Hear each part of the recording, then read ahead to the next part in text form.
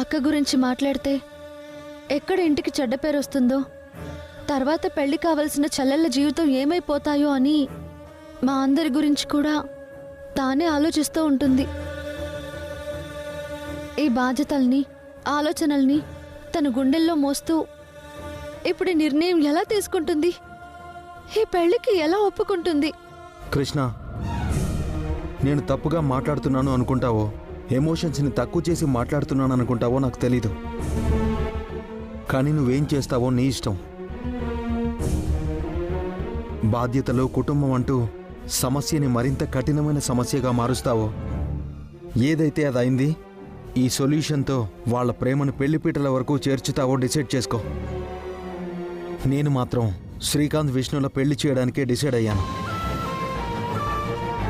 రేపు గుళ్ళో పెళ్లి ఏర్పాట్లతో శ్రీకాంత్తో కలిసి ఎదురు చూస్తుంటాను.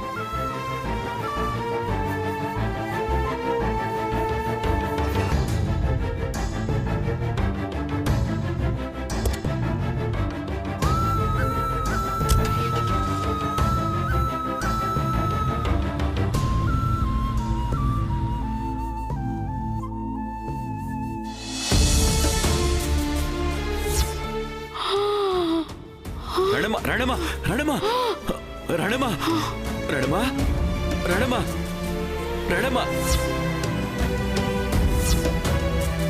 అమ్మా, మరో 10 రోజుల్లో దివ్యమైన ముహూర్తం ఉందమ్మా.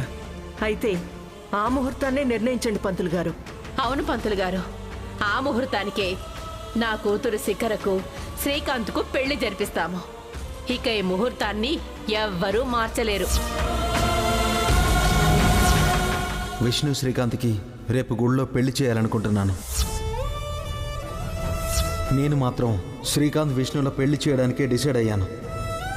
రేపు గుళ్ళో పెళ్లి ఏర్పాట్లతో శ్రీకాంత్తో కలిసి ఎదురు చూస్తుంటాను.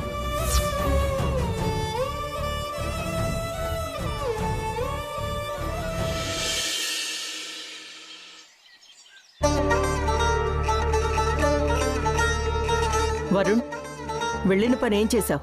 ఫ్యూచర్ ఎలా ఉంటుందో పిక్చర్ చూపించి వాళ్ల వెన్నులో వణుకు పుట్టించొచ్చాను మేడం. వణుకు పుట్టించావా? వణికిపోయి వచ్చావా? అదేంటి మేడం అలా అంటున్నారు? నేను మామూలు వరుణ్ణి కాదు, రేపో మాపో విష్ణు మేడలో తాలి కట్టే వరుణ్ణి కూడా. మనమంటేనే వాళ్ళకి గజగజ మేడం. అందుకేనా స్టేషన్లో వేయించి మరి బాజా భజంత్రీలు వాయించింది నీ కాబోయే భార్య? అదంతా కృష్ణ చేసిన పని మేడం. అయినా ఏది మర్చిపోను కదా. ఇవన్నీ త్వరలోనే రిటర్న్ గిఫ్ట్గా ఇస్తానని గట్టిగా వార్నింగ్ ఇచ్చొచ్చాను. నమ్మొచ్చా? అనుమానమే అక్కర్లేదు మేడం. ఏది ఏమైనా ఏం చేసైనా సరే అతి త్వరలో విష్ణుని పెళ్ళాడేది నేనే అని ఓ రేంజ్ వాయిస్తో చెప్పొచ్చాను మేడం. ఇక నెక్స్ట్ చూడండి, వాళ్ళ బుర్రలు భూచక్రాల్లా తిరిగిపోతూ ఉంటాయి. ప్రామిస్ మేడం, నన్ను నమ్మండి. Okay, good. ఇక నుంచి ఏం చేసినా జాగ్రత్తగా చెయ్యి. ఆ కృష్ణ మామూలుది కాదు. ఎక్కడ దాని చేతికి చిక్కుతామా అని ఎర్రవేసి ఎదురు చూస్తూ ఉంటుంది. అన్ని దిక్కులా ఆరా తీస్తూ ఉంటుంది. ఓకే మేడం, ఉంటాను.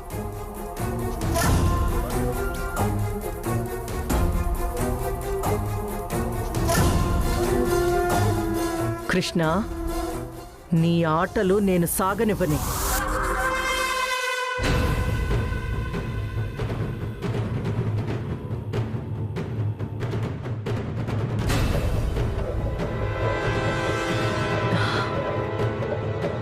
ఏంటి శిఖరా, ఏమైంది? అన్నీ చూస్తూ కూడా అలా అడుగుతారేంటి మేడం? ఈ పాటికి నిశ్చితార్థం పూర్తి చేసుకుని మీ శ్రీకాంత్కి కాబోయే భార్యగా హ్యాపీగా మీ ముందుకు రావాల్సిన దాన్ని రెండోసారి కూడా ఎంగేజ్మెంట్ ఆపేసి ఇదిగో ఇలా రావాల్సి వచ్చింది. ఆగింది ఈవెంటే కానీ నేను నీకిచ్చిన కమిట్మెంట్ కాదు కదా శిఖరా. ఎందుకలా ఫీల్ అయిపోతున్నావు? ఈ ఫంక్షన్ ఆగినంత మాత్రాన టెన్షన్ పడిపోవడం దేనికి? అసలు ఫంక్షన్ని అతి త్వరలోనే అంగరంగ వైభవంగా జరిపిద్దాం. అయినా శిఖరా, ఇలా జరగడం కూడా ఓ రకంగా నీకు మంచే జరిగిందనుకో. హ్యాపీగా లాగ్ లేకుండా డైరెక్ట్గా పెళ్లిపీటలే ఎక్కబోతున్నావు. ఇంకేంటి? నువ్వు జరిగింది మొత్తం మర్చిపో. నెక్స్ట్ జరగాల్సిందేంటో ఎలాగో దాని పనిలో ఉందా. ఇందాకే ఆ వరుణ్తో కూడా మాట్లాడాను. అతి తొందరలోనే విష్ణు మెళ్ళో తాళి కడతాను అని ఇంటికెళ్ళి మరీ చెప్పొచ్చాడంట. అంతకు మించి వాడి విషయంలో రాణెమ్మ చాలా గొప్పగా ఫీల్ అయిపోతూ ఉంది కాబట్టి వాడనుకున్నది చాలా సులువుగానే చేసేస్తాడు. మేడం, నిశ్చితార్థం టైంలో పవర్ దానంతటదే ఆఫ్ అయ్యి ఉంటుందా, లేక ఎవరైనా మెయిన్ ఆఫ్ చేసి ఉంటారా? ఖచ్చితంగా ఎవరో ఆఫ్ చేసే ఉంటారు శిఖరా. అదే మేడం నాకు అనిపిస్తుంది. కొన్ని సెకండ్ల వ్యవధిలోనే ఆ రింగ్ ఎలా మాయమైపోయింది? ఒకవేళ కింద పడుంటే ఖచ్చితంగా దొరికిపోయేది. దొరకలేదంటే సంథింగ్ ఈజ్ రాంగ్. ఏదో జరుగుంటుంది. ఆ టైంలో అక్కడ ఏం జరుగుంటుందో మనకి తెలియాలి మేడం. అవును శిఖరా, తెలుసుకుందాం. యా మేడం, సీసీటీవీ ఫుటేజ్లో అయితే చీకట్లో ఏం జరిగిందో కూడా క్లియర్గా చూడొచ్చు. సరే పద.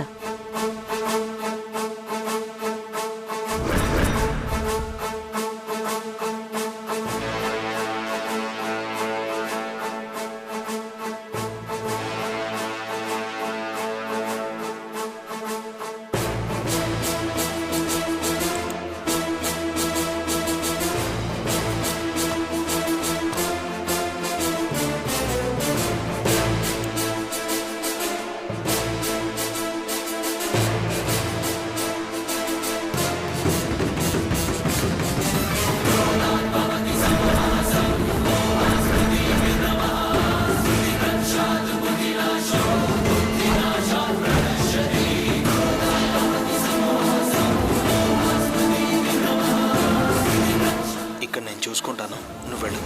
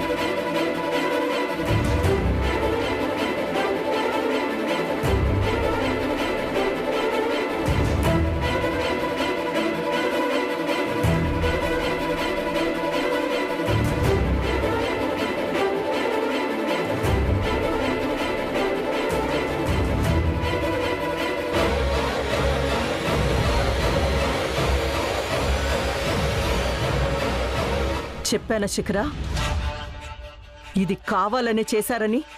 కానీ మేడం, ఆ టైంలో ఆ విష్ణు చేతుల్ని కూడా నేను వెతికాను. అది పెట్టుకున్న మెహందీ వల్ల కావచ్చు. రింగ్ని కనిపెట్టలేకపోయాను. ఛా!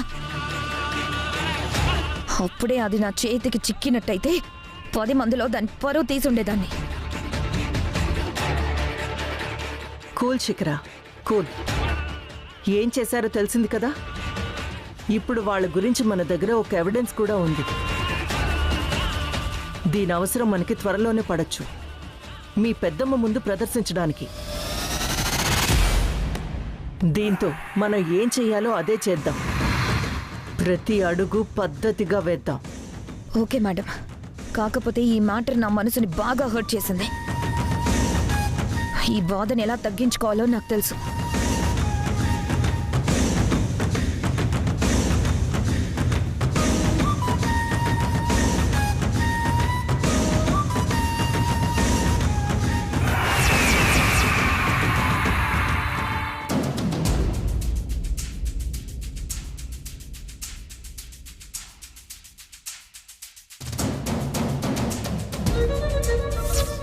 విష్ణు శ్రీకాంత్కి రేపు గుళ్ళో పెళ్లి చేయాలనుకుంటున్నాను. రాధా గారు చెప్పిన మాటలు వినడానికి కఠినంగా అనిపించినా అసలు ఆయన పడుతున్న మానసిక సంఘర్షణ ఏంటో లోతుగా ఆలోచిస్తుంటే అర్థమవుతుంది. రాధా గారు ఆలోచించేది కూడా అక్క శ్రీకాంతుల జీవితం గురించే కదా. వాళ్ళ భవిష్యత్తును విధి చేతుల్లో పెట్టి దేవుడా నువ్వే దిక్కని వదిలేలేము. ప్రయత్నం లేకుండా పరిష్కారం ఎప్పటికీ లభించదు. అక్క బ్రతుకుని కాపాడుకోవాలనుకోవడం నిజంగా నా మూర్ఖత్వమే అవుతుంది. అమ్మకి నిరూపించే ప్రయత్నం చేసినా ఏం ఉపయోగం లేదు. వాడి అడ్డు తప్పించడమే ఈ సమయంలో సాధ్యం కాని పని. రాధాగారు చెప్పినట్టు అక్క శ్రీకాంతులకు రేపు పెళ్లి చేయడమే సరైన మార్గం అని నాకు అనిపిస్తోంది. ఏది ఏమైనా కూడా ముందు ఎలాగైనా వాళ్ళ పెళ్లి జరిపించాలి.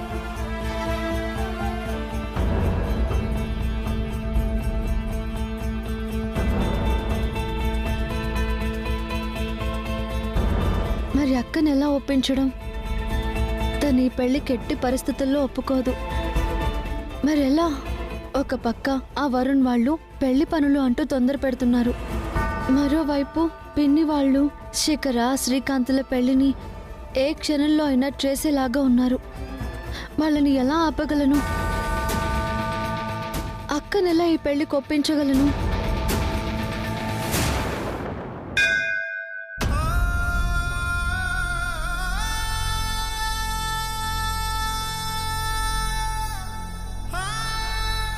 అమ్మా, ఏంటమ్మా నాకు ఈ పరీక్ష?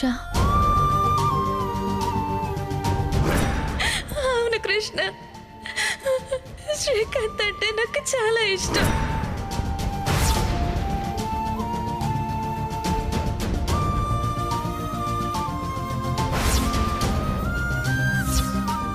విష్ణు శ్రీకాంత్కి రేపు గుళ్ళో పెళ్లి చేయాలనుకుంటున్నాను. నేను మాత్రం శ్రీకాంత్ విష్ణుల పెళ్లి చేయడానికే డిసైడ్ అయ్యాను. ఈ సమస్య నుండి మా అందరినీ నువ్వే కాపాడు తల్లి. నేను చెయ్యాలి అనుకున్న పని తప్పో రైటో నాకు తెలియదు, కానీ అక్క జీవితం బాగుండాలి అన్న తపనతో ఇలా చేస్తున్నాను. అక్కని ఎలాగైనా ఒప్పిస్తాను.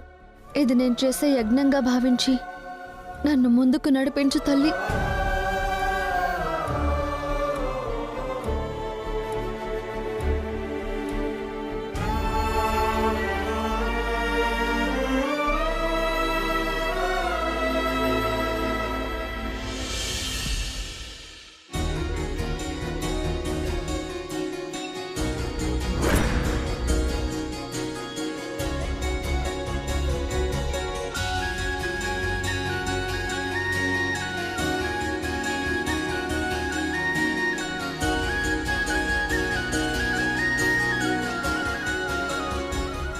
శ్రీకాంత్, నీతో ఒక ముఖ్యమైన విషయం చెప్పాలరా. ఏంటి రాదా? విష్ణుకి నీకు రేపు పెళ్లి చేద్దాం అనుకుంటున్నాను.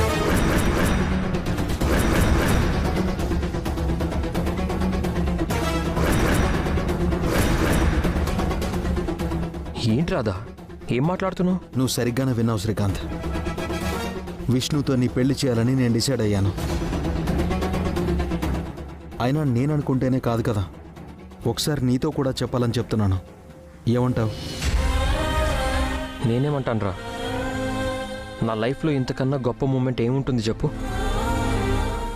కానీ ఇక్కడ విషయం అంతా విష్ణుదే.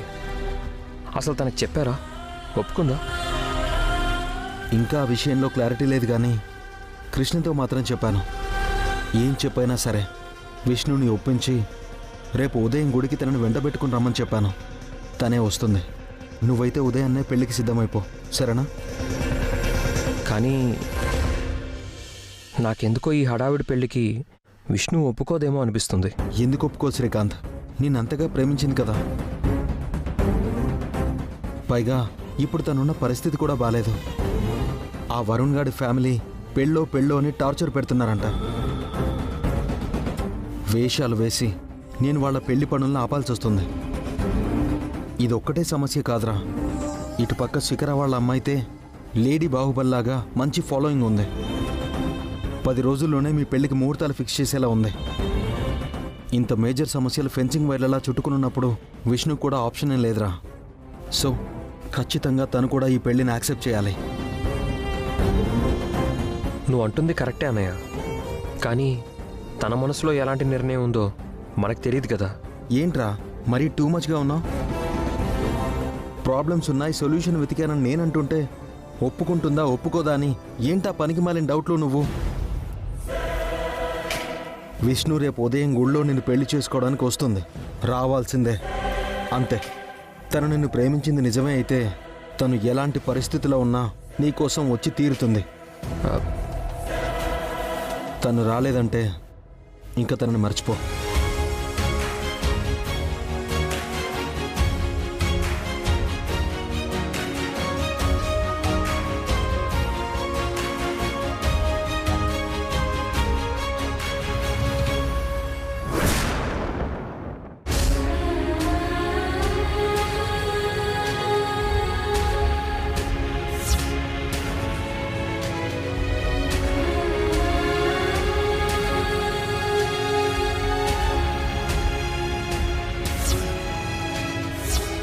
అమ్మా, మరో 10 రోజుల్లో దివ్యమైన ముహూర్తం ఉందమ్మా.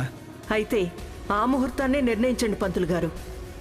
అవును పంతులు గారు, ఆ ముహూర్తానికే నా కూతురు శిఖరకు శ్రీకాంత్కు పెళ్లి జరిపిస్తాము.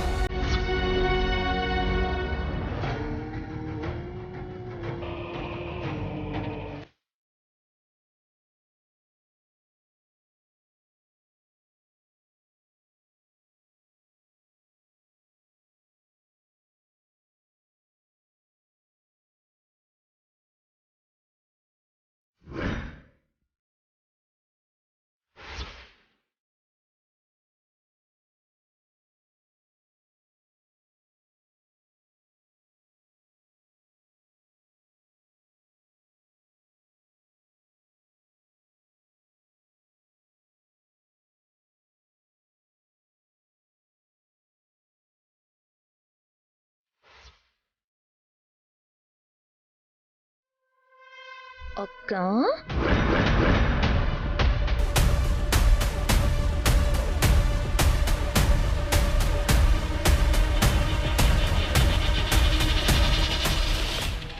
ఏంటక్క నన్ను చూసి అంతలా ఉలిక్కిపడి లేచావు? నేనేమైనా నీ శత్రువునా? తోడబుట్టకపోయినా నేను నీ సొంత చెల్లెల్నే కదా. ఎందుకు మరి ఇంత టెన్షన్ పడిపోతున్నావు నన్ను చూసి? అబే ఏం లేదు శిఖర, ఏదో ఆలోచిస్తూ సడన్గా అలా లేచాను అంతే. ఓ అంతేనా? ఏంటి పెద్దమ్మ వాళ్ళెవరు లేరా? అమ్మ కృష్ణ పనుందని బయటికి వెళ్ళారు శిఖర. ఓ అయితే ఇంట్లో ఎవరు లేరన్నమాట. అసలే చాలా అమాయకురాలివి. ఇలా ఇంట్లో ఒంటరిగా ఉంటే ఎలా అక్క? ఎవరైనా కావలసిన వాళ్ళని తోడుగా తెచ్చుకోలేకపోయావా? శిఖర శిఖర అదే అక్క, రోజులు బాలేదు కదా అందుకని. అయినా నువ్వు కనపడినంత అమాయకురాలువేం కాదులే అక్క. ఏ టైంలో ఏది ఎలా వర్కౌట్ చేయాలో నీకు చాలా బాగా తెలుసని నాకు బాగా తెలుసు.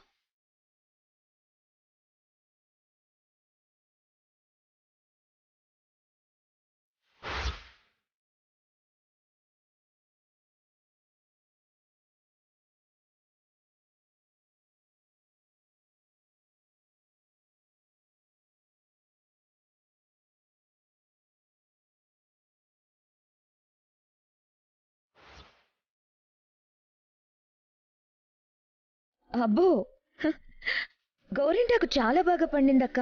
అంటే మంచి మొగుడినే పట్టేయబోతున్నావైతే. అవునక్క, మొన్న ఎంగేజ్మెంట్ ప్రోగ్రాంలో చాలాసేపు నువ్వు కనిపించలేదు. కానీ ఆ తర్వాత మాత్రం చాలా కంగారుగా నిశ్చితార్థం దగ్గరకు వచ్చావు. ఎక్కడికి వెళ్ళావు? ఓ వరుణ్ బాబు గారితో బయటికి వెళ్ళావా? ఎక్కడికి వెళ్ళినా టైంకి మాత్రం నిశ్చితార్థం దగ్గరికి వచ్చేసావు. లవ్వు కదా? అదే అక్క, నేనంటే నీకెంత ప్రేమో అంటున్నాను. కానీ ఏం చేద్దాం, నువ్వు టైంకి వచ్చావు. నా నిశ్చితార్థం రెండోసారి కూడా ఆగిపోయింది. అదేంటో విచిత్రంగా అదే టైంకి శ్రీకాంత్ నా వేళ్ళకి తొడగాల్సిన ఉంగరం కూడా మాయమైపోయింది. అవునక్క, వరుణ్ బాబు గారితో నీకు నిశ్చితార్థం జరిగింది కదా, ఇంతకీ నీ ఉంగరం ఏదక్క? ఒకసారి చూపించు.